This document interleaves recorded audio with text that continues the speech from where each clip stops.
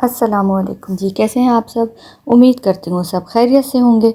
तो जी आज Macron therapist में हम बनाएंगे वनीला स्पॉन्ज। ठीक है, मेरे से किसी ने फरमाइश की थी कि जी 2 पाउंड का सिर्फ बताएं ताकि हम घर में उसको इजीली बना सकें। तो ये 2 पाउंड का आपका बनेगा बग़ैर किसी फिलिंग के। अगर आप इसमें फिलिंग करेंगे ना, जैसे फ्रूट कॉकटेल है या आप पाइनएप्पल की करेंगे, तो फिर ऑटोमेटिकली इसका वेट बढ़ जाएगा। ये मैं सिर्फ आपको सिंपल जो वनीला क्रीम के साथ होता है ना, वो बता रही हूँ। अच्छा, यहाँ पर जो अंडे लिए हैं ना, अंडे आपने लेने हैं लार्ज साइज़ के। अगर तो स्मॉल साइज़ के हैं तो फिर आप एक को बढ़ा देना, ठीक है।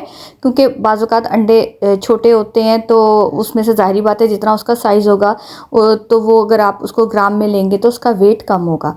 तो आप लार्ज साइज़ के लें, और अगर स्मॉल साइज़ है, छोटा साइज़ है, तो आप एक अंडा एक्स्ट्रा ले लें। अगर ये 6 हैं तो आप उसको 7 कर लें, अगर ये 5 है तो आप उसको 6 कर लें, ठीक है। मतलब एक आप बढ़ा देना अगर छोटे साइज़ के अंडे हैं। अच्छा, यहाँ पर मैंने घर की चीनी को पिसा हुआ है, ठीक है, और वो उसमें डाली है। पहले अंडों के साथ ही डाली है, उसको थोड़ा सा बीट किया है स्लो स्पीड पर, और फिर उसको मीडियम स्पीड पर कर दिया है। थोड़े से इसके बबल्स से बनेंगे, ये थोड़ा सा ज़रा फॉर्म में आएगा तो इसमें वनीला एसेंस जो है हम ऐड कर देंगे, ठीक है। और आप इसको मीडियम स्पीड पर करते रहें, और देखें ये बढ़ रहा है। इसको जितना आप फ्लफ़ी कर सकते हैं ना, आपने उतना करना है, लेकिन बिल्कुल ये भी ना हो कि ये बहुत हार्ड हो जाए, एक जैसे मैक्रोन की होती है वैसे हो जाए। अब ये देखिए, ये मैं आपको दिखा रही हूँ कि ये सॉफ्ट है और क्रीम की तरह है, ठीक है। बहुत ज़्यादा थिक नहीं है और बहुत पतला नहीं है। आपने इस स्टेज पर इसको ले आना है। चीनी अच्छे तरीके से इसमें मिक्स हो जाएगी, वनीला एसेंस भी हम डाल चुके हैं। इसमें ज़्यादा चीज़ें तो डलनी नहीं है, ऑयल नहीं है, मिल्क नहीं है, कुछ नहीं है। ये जो सूखा स्पंज होता है ना आप कह लो उसको सूखे वाला स्पंज, ये वो बन रहा है, ठीक है। तो इसको हमने मैदा डालना है थोड़ा थोड़ा, एकदम से सारा नहीं डाल देना। 3 पोर्शन में आप डाल दें, आप 4 में डाल दें, थोड़ा थोड़ा करके उसको फोल्ड करें हल्के हाथ से, और आप देखो कि ये सारे अच्छे तरीके से ना मैदा इसमें हल हो गया, कोई गुठली वगैरह इसमें ना हो, ठीक है। तो अब यहाँ पर पैन को ग्रीस किया हुआ है और उसमें ये सारा बैटर मैंने डाल दिया है। ये 2 पाउंड केक का मैं आपको बता रही हूँ, ठीक है जी। तो बग़ैर किसी फिलिंग के सिंपल वनीला क्रीम मिल्क के साथ हमने इसको सोक करना है। कोई शुगर वाटर नहीं, कोई सादा वाटर नहीं, सिर्फ मिल्क के साथ हम इसको सोक करेंगे। अच्छा, यहाँ पर ये डाल लिया मैंने, इसको हल्का सा टैप किया है, ठीक है। और बेकिंग के बाद आपके सामने है 45 मिनट इसको लगे बेक होने में, ये आपके सामने है। अब दूसरा काम क्या करना है, जब ये पूरे तरीके से ठंडा हो जाए, अव्वल तो मैं एक दिन पहले बेक करके रखती हूँ, फिर दूसरे दिन क्रीम को विप किया है, और क्रीम आप देख लो ना तो ये सॉफ्ट है और ना बहुत हार्ड विप की है। वेदर के हिसाब से वेदर का बहुत असर पड़ता है क्रीम पर। अगर तो ये गर्मी वाला बरसात वाला मौसम हो ना, और बहुत सर्दी जैसे जनवरी होता है, इसमें ना क्रीम आपके केक पर ठहरती नहीं है। आप उस पर डेकोरेशन करोगे ना, वो स्लिप होकर नीचे आती है। तो उसमें आपको क्रीम को थोड़ा सा ना ओवर विप करना पड़ता है। लेकिन अब जो मौसम है काफ़ी बेहतर है, इसलिए ना तो ये बहुत सॉफ्ट हो और ना बहुत ओवर विप हो, ना हार्ड हो, ठीक है। यहाँ पर ये जो 2 पाउंड केक है, इसकी मैं 4 लेयर निकालूंगी। 4 लेयर निकालूंगी, आप चाहो तो आप 3 निकाल सकते हो, लेकिन फिर उसका जो वेट है ना, वेट पर असर पड़ेगा, वो आपका पूरा 2 पाउंड का नहीं बनेगा। यहाँ पर आप देखो कि ये इसमें मैंने कोई ऐसी चीज़ नहीं डाली, और ये मुंह में जैसे कहो ना घुल जाता है, ये वो चीज़ है। मोस्टली मेरे कस्टमर यही मांगते हैं कि जी जो मुंह में घुल जाए ना, हालांकि होता ऑयल बेस भी, अगर आप थोड़ा सा ऑयल भी डाल लो तो वो भी ऐसे ही है, लेकिन बनिस्बत ऑयल बेस के ये वाला ज़्यादा लाइट होता है, खाने में भी और वेट में भी। तो यहाँ पर मैंने इसकी 4 लेयर की हैं। अब आप देख लो कि कितना ये अंदर से भी सॉफ्ट है और कितना खूबसूरत लग रहा है ना। थोड़ा सा ड्राई ज़रूर होता है, लेकिन ये है कि जब हम इसको सोक करते हैं ना, तो ये मुंह में घुलता है जब आप खाते हो तो। अच्छा, यहाँ पर अब क्या करना है कि जी चारों लेयर इसकी कर ली हैं। बेकिंग के लिए भी आपने वही है कि अवन को पहले प्री हीट करना है 10 मिनट के लिए, और उसके बाद आपने इसको बेक करने रख देना। अगर ये मेरा हाइटेड पैन है, अगर आपके पास थोड़ा फ्लैट हो तो ज़ाहिरी बात है उस हिसाब से 25 मिनट भी लग सकते हैं आपको बेक करने में, और 30 मिनट भी लग सकते हैं। ये आपके पैन के साइज़ पर डिपेंड करता है। मैंने यही रेसिपी ट्रे में भी बेक की थी, तो वो मेरी 20 मिनट के अंदर हो गई थी, क्योंकि मुझे वो शीट चाहिए थी, मुझे हाइटेड नहीं चाहिए था, और मुझे दूसरा भी नहीं चाहिए था, मुझे वो शीट टाइप चाहिए था जिसको मैं सिर्फ कटिंग करके एक लेयर कर दूँ। तो वो मेरा तकरीबन 20 मिनट में रेडी हो गया था। अच्छा, यहाँ पर मैंने लेयर कर दी है सबसे नीचे थोड़ी सी क्रीम लगाकर। जो फर्स्ट लेयर है उसको मैं फिक्स कर दूंगी, ठीक है। तो ताकि केक आपका ना बाजू का स्लिप होता है तो ये स्लिप नहीं हो, केक बोर्ड के साथ आपका ज़रा अच्छे तरीके से सेट हो जाए। इसको हल्का सा हाथ से प्रेस किया है और इसको सोक करने की तैयारी स्टार्ट करते हैं।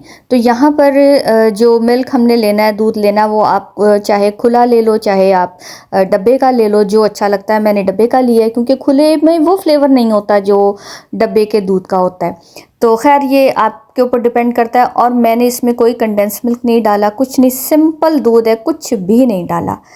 कंडेंस मिल्क वगैरह कोई ऐसी चीज़, किसी किस्म की कोई चीज़ नहीं है, सिंपल दूध है। आप चाहो तो ठंडा भी यूज़ कर सकते हो, आप चाहो तो रूम टेम्परेचर पर भी यूज़ कर सकते हो। मेरे पास ठंडा था फ्रिज वाला तो मैंने वही ले लिया। तो अब इसको अच्छे तरीके से सोक किया। इतना करना है कि ये बह बह के ना दूध नीचे ना आए। बस जब आप हाथ लगाओ तो आपको महसूस होना चाहिए कि थोड़ा सा ये ड्राई है और बाकी अंदर से ये गीला है, क्योंकि जब ये हम इसको ओवरनाइट रखते हैं ना तो खुद ही ये सेट हो जाता है, इसका जो मिल्क है पूरी जगह पर फैल जाता है। अब आप देख रहे हो कि मैं साइड्स पे डाल रही हूँ। साइड्स पे इसलिए डालना है क्योंकि साइड्स की जो साइड्स होती है ना केक की, वो थोड़ी ड्राई होती है, तो वहाँ पर हमने थोड़ा सा इसको ज़्यादा सोक करना है। उसके बाद आ जाती है क्रीम की बारी। क्रीम आपने अप्लाई करनी है और बहुत ठूस ठूस के उसमें लेयर में क्रीम नहीं लगानी, तरीके से लगानी है, ठीक है। वो एक वक्त होता था, अभी भी, बल्कि एक वक्त क्या होता था, अभी भी होता है, बहुत सी बेकरीज जो बाज़ार की जब आप केक लाते हो ना, उसमें केक तो नहीं होता, उसमें क्रीम ही क्रीम भरी हुई होती है। अब जो होम बेकर्स का काम होता है ना, मोस्टली जो करती हैं वो क्या करती हैं कि सारी, ज़्यादातर जो हैं, ठीक है, बहुत कम है मेरा ख्याल है जो क्रीम का ज़्यादा इस्तेमाल करती हैं, लेकिन जो बेहतर क्वालिटी का काम कर रही हैं ना, वो हमेशा आपको जो स्पॉन्ज है ना, जो केक है, उसकी क्वांटिटी ज़्यादा होगी, क्रीम की कम होगी, ताकि कस्टमर को पता चले केक है क्या, स्पॉन्ज है क्या, उसका फ्लेवर क्या है। अच्छा, तो ये तो हो गई इसकी बात। अब वही बात है, इसी तरह से सारी लेयरिंग करनी है और एहतियात से सोक करना है, ओवर सोकिंग नहीं करनी। ओवर सोकिंग से ये होता है कि सुबह में ही जब आप केक को बार बार उठा के 1 से 2 दफ़ा अंदर बाहर करते हो ना फ्रिज के, वो लीक कर जाता है उसका। जो अगर आपने शुगर सिरप से किया है तो ओवरऑल जब आप उस पर कोटिंग क्रीम की कर देते हो तो वो कहीं ना कहीं से उठाने से बार बार वो डैमेज होता है और वो लीक करती है। क्रीम पर हल्का सा क्रैक आ गया ना तो उसने वहाँ से बार बार जूस नहीं ना निकलना है, आपका केक ख़राब हो जाना है। तो हमेशा केक को इतना सोक करें जितनी उसको ज़रूरत है, ओवर सोकिंग नहीं करना। मैं फिंगर से देख रही हूँ, उसको चेक कर रही हूँ कि किस साइड पर मुझे ज़रूरत है। जो साइड जो है इसकी साइड ज़्यादा मुझे ड्राई लगती है, वहाँ पर थोड़ा सा मिल्क मैंने और डाल देना है, लेकिन ओवर सोकिंग नहीं करनी। इतना हो कि वो सॉफ्ट भी लगे और खाने में भी सही हो और काम करने में भी वो सही हो। अच्छा, यहाँ पर ये सारा काम हो गया है। तो ये अब कस्टमर की डिमांड थी जी फॉन्डेंट डेकोरेशन की। कभी कभी ना मौसम में ना बहुत डर लगता है फॉन्डेंट का काम करते हुए, क्योंकि वही जैसे मैंने आपको बताया बरसात का मौसम और जो जनवरी बहुत ठंड होती है ना, वो भी आप कह लो वेदर ऐसी होता है कि कोई चीज़ ड्राई नहीं होती। तो उसमें भी फॉन्डेंट का काम करते हुए ना बड़ा खौफ आता है कि क्रीम पे टिकता नहीं है। खैर, यहाँ पर मैंने क्रीम को ओवर व्हिप नहीं किया, फिर से बता दूँ, दरमियानी है ये, ना तो बहुत सॉफ्ट रखी है और ना बहुत हार्ड रखी है। यहाँ पर इसको पूरा इसको अच्छे तरीके से कवर कर लेना। और कवर मैंने नेक्स्ट डे किया, ये मैंने उस दिन नहीं किया, ये नेक्स्ट डे किया।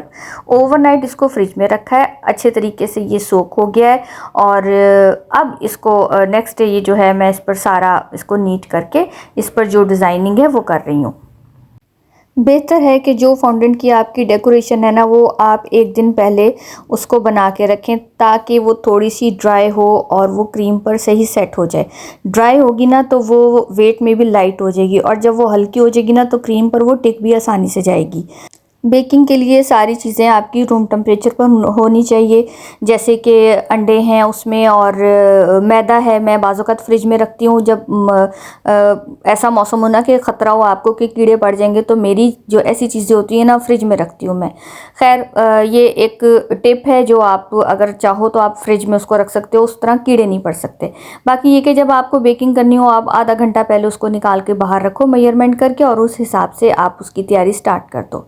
तो ये तो था जी मेरा सिंपल वनीला स्पॉन्ज केक जो कस्टमर की डिमांड थी। अब इसको कटिंग करके तो मैं आपको नहीं दिखा सकती।